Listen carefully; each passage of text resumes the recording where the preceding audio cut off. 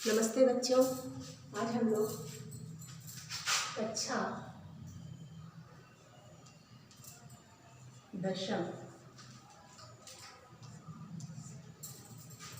दसम की पाठ 2 जॉर्ज पंचम की नाक से पढ़ने वाले हैं, समझने वाले हैं। प्रस्तुत पाठ जॉर्ज पंचम की नाक कमलेश्वर द्वारा रचित है।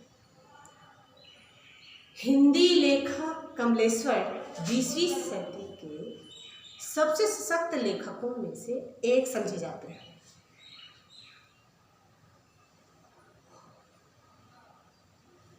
कहानी, उपन्यास, पत्रकारिता, स्तंभ लेखन, फिल्म पटकथा जैसी अनेक विधाओं में उन्होंने अपनी लेखन प्रतिभा का परिचय दिया। इनका लेखन केवल गंभीर साहित्य से ही जुड़ा नहीं रहा, बल्कि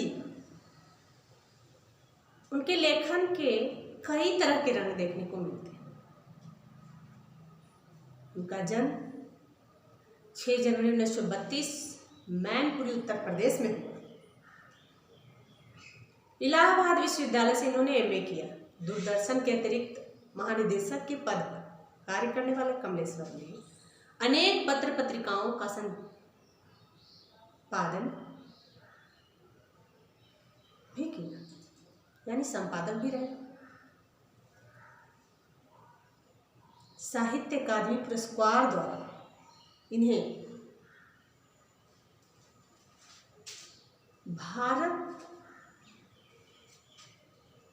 साहित्य अकादमी पुरस्कार द्वारा पद्म भूषण से भी अलंकृत किया गया। पद्म भूषण का पुरस्कार उन्हें मिला।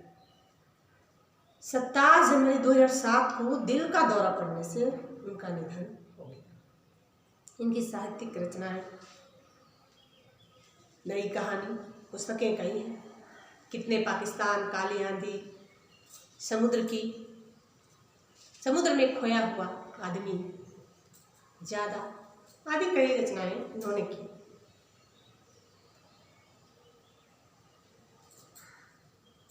अब पाठ पे आते हैं। पाठ में है जॉर्ज पंचम की नाक, जो एक पत्रकारिता है। इसमें जॉर्ज पंचम कौन है? ये यूके के राजा है।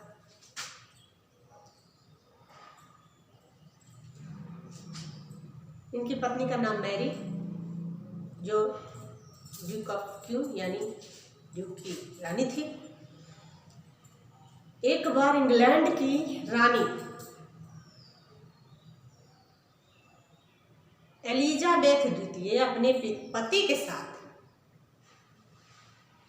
पाकिस्तान, नेपाल और भारत के दौरे के लिए रवाना होने वाली थी। दौरा करने आने वाली थी। इंग्लैंड के समाचार पत्रों में रानी के नौकरों, बावर्चियों, अंगरक्षकों से संबंधित छुपे विस्तृत जानकारियां भारत के समाचार पत्रों में छपने लगी। रानी की यात्रा को लेकर उनके दर्जी की चिंता भी बढ़ी। रानी का आगमन दिल्ली में होना था, इसलिए दिल्ली को हर तरह से सजाया गया,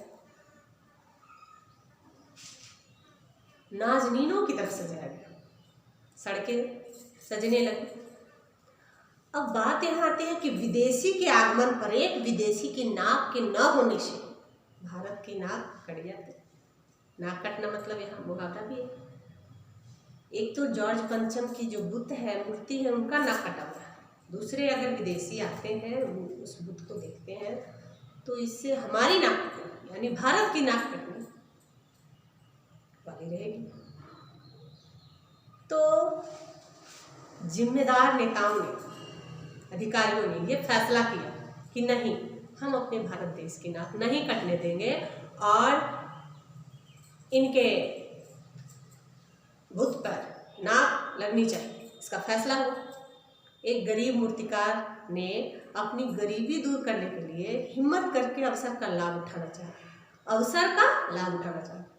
मूर्तिकार थे, उनके पास बुद्धि थी कि हम किस तरह से इसमें नाक बना सकते हैं। तो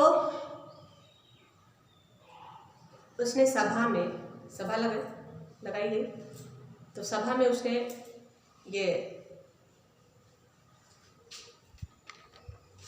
कहा कि पुरातत्व विभाग की फाइलों से जॉर्ज पंचम की मूर्ति के जैसा पत्थर ढूंढवाया जाए, ताकि जब उस तरह के पत्थर कहाँ से आए थे, कैसे बने थे, अगर वहाँ मिल जाए हमें तो फिर हम इसमें नाक गढ़ सकते हैं।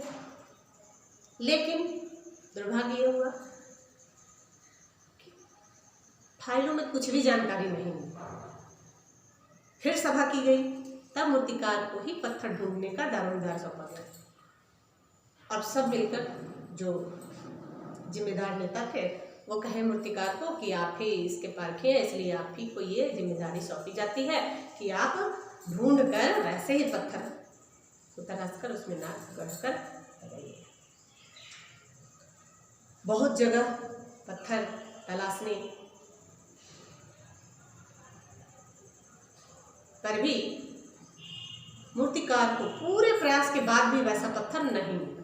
पूरा प्रयास किया लेकिन उस तरह का पत्थर नहीं मिला।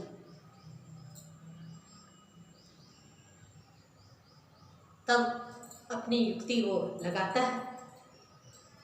यहाँ हम पूरे पाठ को, लगभग 5-6 पेज का ये पाठ है, जिसको हम 1 पेज में किए, लेकिन जब तक पूरे पाठ को आप नहीं पढ़ेंगे तब तक आपको उसका जो रस नहीं प्राप्त होगा।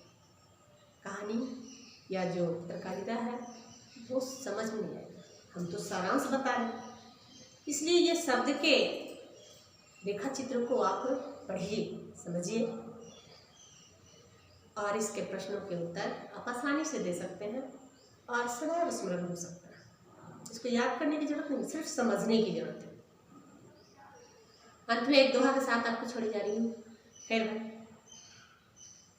ये अवसर दुर्लभ मिला, पाई मनुष्या दे, लाभ यही सहजो करे, हरि सिमरन कर ले। सहजो बाई का ये दोहा है, जिसमें कहते हैं कि ये बहुत ही सुंदर अवसर है जिसका हमें लाभ उठाना है, अपने आप को तराशना है, अपने आप को पाना है। इसी के साथ आज की वीडियो के लिए इतना ही। नमस्कार।